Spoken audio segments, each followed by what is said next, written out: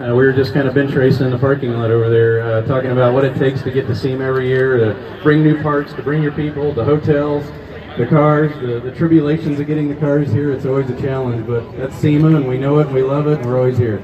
It's an incredible industry. You know, somebody was telling me, you know, that was not in the automotive industry, and they didn't really grasp how all of this enthusiasm can be about, you know, work, essentially. Yeah, you know, we're lucky to be able to make a living in this industry, and it's a lot of fun, it's a lot of work, and we'd all be probably telling little white lies if it doesn't seem like a job sometimes, but it sure is fun, and it's the challenges, the competitiveness, the friends, the camaraderie, it's all here, though, and that's what makes us do it. I know I probably wouldn't be this excited to be here if this was the pest control, you know, trade show every year. But listen, let's talk about the car. This thing is insane. Is this a 66 or 7? 67, yeah, they're hard to tell apart. This is a 67 Chevy 2, kind of Detroit speed style, a little bit of road race influence into it.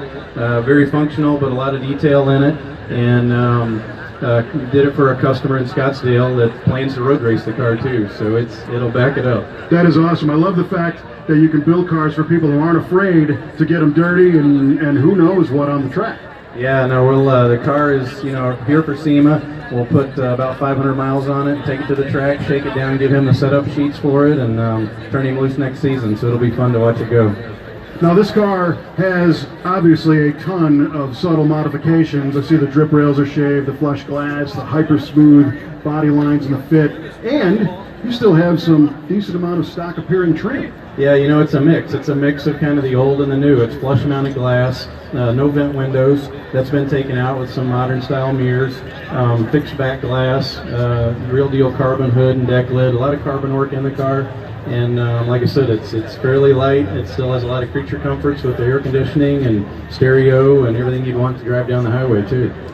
What's under the hood and for driveline? Whose stuff did you use? Yeah, it's a wet sump LS7 with the Brodex heads and all like a Holley Dominator MSD intake. It's a carbon fiber cold air intake that we made that pulls air from the base of the cowl, and Bowler 6-speed transmission, and has our Detroit Speed front clip and Detroit Speed mini tubs and quadrillink and things like that to get it to sit where we want it and to handle where it needs to be. Well, I know performance is paramount when you're got a car with a Detroit Speed sticker on it.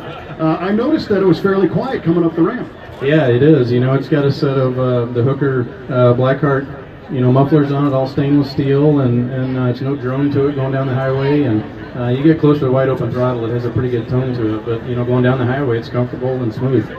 I can imagine. So you mentioned he's going to do possibly a little road racing. Is this also going to be a weekend cruiser to get coffee and donuts? No, it absolutely will. He has a great car collection, but the goal for the car will be to compete at a lot of autocrosses and the one lap of America next year that takes place. It's kind of drag week for road races. You know, you leave and go 2 road courses each day. You drive all night and drive all day in between the road courses, and there's no support vehicle, so it actually has a trailer hitch. And you can put supplies and spares and tools in the trailer and go to the next track. And then after that, it's going to be a used car. A car that has gotten used, you know what I mean. Kyle, this is incredible. Where will this car be on display in the show? Yeah, we'll be in the inside booth at HRA, and that's where we'll be headed here soon. Fantastic. Well, thank you for bringing it out, and we'd like to thank everybody again for coming here tonight to the appreciation party for the exhibitors. And again, it's fun to be an exhibitor and a builder and a participant. We really appreciate it. Thank you, Kevin. Thanks for being here, and good luck, and have a fun week, everybody. So did we keep everything else underneath still Cayman? What about driveline, brakes, all that jazz? Everything's Cayman underneath, and then interior-wise as well is all Cayman. The only thing that's the original 356 is the sheet metal. It's incredible. I'm just looking at this car, and I'm like, this thing kind of takes your breath away. When you look at it from the front end, it really gives it this wider, you know, meaner stance. Well, and you said you kept the original sheet metal of the 356, but by stretching and pushing and pulling and tugging and flushing and making all this stuff, I mean, how much is still there? It's all there. It's just some added to it, you know? Understatement there. That's what that's called, people. So tell me about, you know, this is the SEMA show, and these are the people here that make and bring and show and sell a lot of the parts that, you know, you guys use every day. What do we find on this car that, you know, might be modified now, but is something that regular consumers can go buy and install?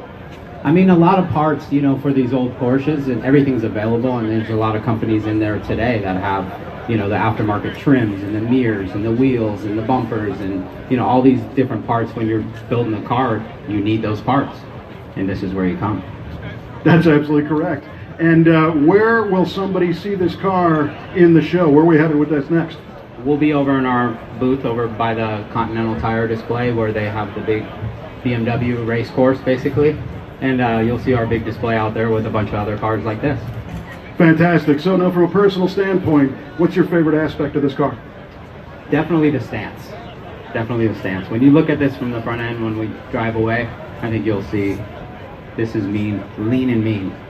Right on. Lean and mean. Ryan, thank you so much for bringing it out. Congratulations on a heck of a build. Round of applause for Ryan Friedlinghaus